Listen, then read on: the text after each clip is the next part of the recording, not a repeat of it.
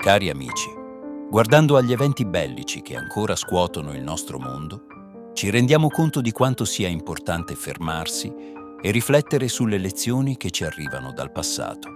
La Grande Guerra doveva essere la guerra che poneva fine a tutte le guerre.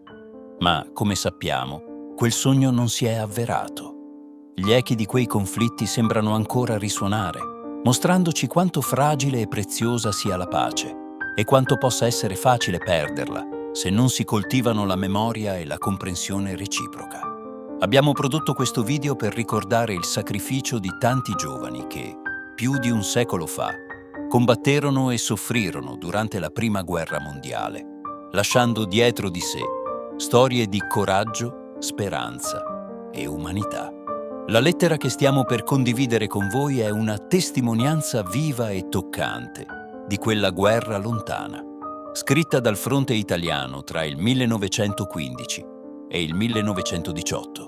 Parole che hanno attraversato il tempo, raccontandoci i sogni, le paure e i desideri di uomini che sotto il rumore dei bombardamenti e tra i gelidi inverni di montagna cercavano di aggrapparsi alla propria umanità.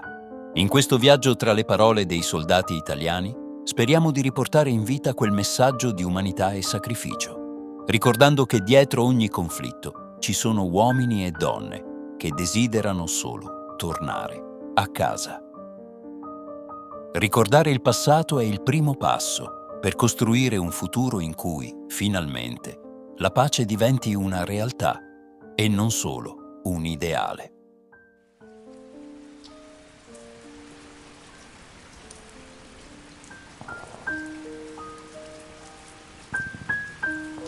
Ovunque si pesta nella sporcizia, che emana un odore insopportabile.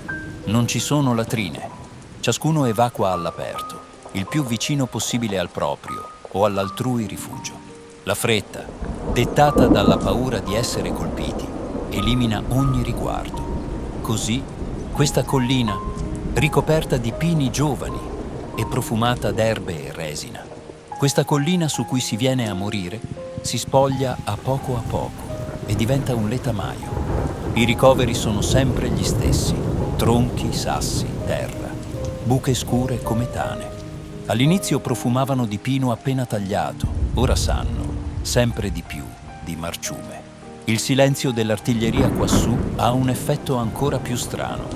Sembra innaturale e ci infonde una sottile inquietudine nei nervi.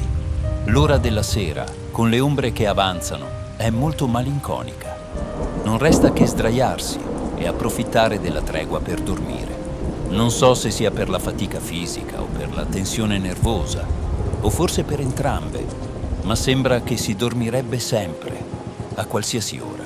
L'arrivo della posta ci sveglia e ci travolge con un'ondata di contentezza. Nessuno se l'aspettava. Riceviamo anche noi tante lettere, tutte le edizioni arretrate de Le Voci che avevamo richiesto, giornali, lettere di amici. C'è ancora un po' di luce, quanto basta per decifrare le parole più care. Piove, piove.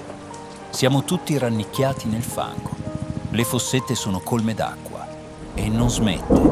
Mi sono coperto con il telo da tenda, ma sono tutto indolenzito, rigido, bagnato, in questa tomba umida.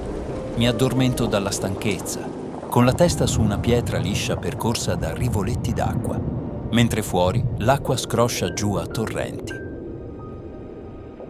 Verso sera, la pioggia cessa, breve tregua, perché il cielo è ancora nuvoloso. Il sole, vicino al tramonto, rompe le nubi.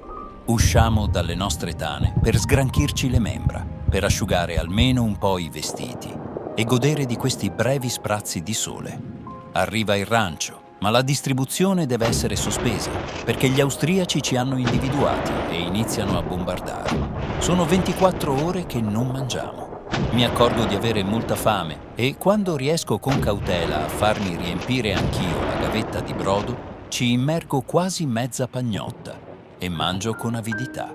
La divisione alla nostra sinistra è in pieno combattimento. Il monte Kosic fuma, tempestato dai colpi. Anche il nostro settore promette poca calma. Difatti, gli austriaci, dopo una breve pausa che ci ha permesso di mangiare, riprendono a colpire le nostre trincee.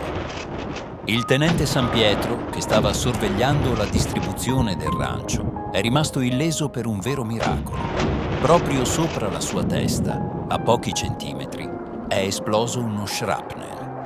Si è ritrovato di qua dal cono di esplosione, sotto una nuvola di fumo bianco, qualche centimetro più in là, e sarebbe stato crivellato dalle schegge. Cose come questa avvengono spesso e nessuno ormai si meraviglia. Io rifletto su quel limite così fragile e incerto che separa la vita dalla morte. San Pietro si è appena riparato quando, nel silenzio più cupo, si sente arrivare un altro proiettile. Lo scoppio è tremendo. Prima che il tetro silenzio lo avvolga nuovamente, una voce angosciata scandisce un appello disperato. «Porta feriti!» Giunge un terzo proiettile, proprio contro di me e i miei vicini.